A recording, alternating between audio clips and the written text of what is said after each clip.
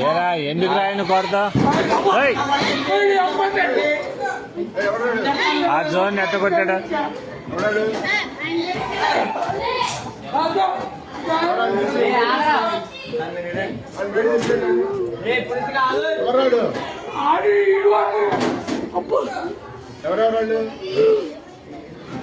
ఏరా దేనికిరా విధానం ఏంటి అసలు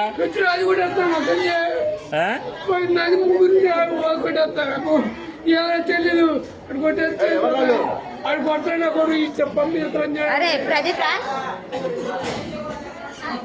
రే ఎందుకురా విధానం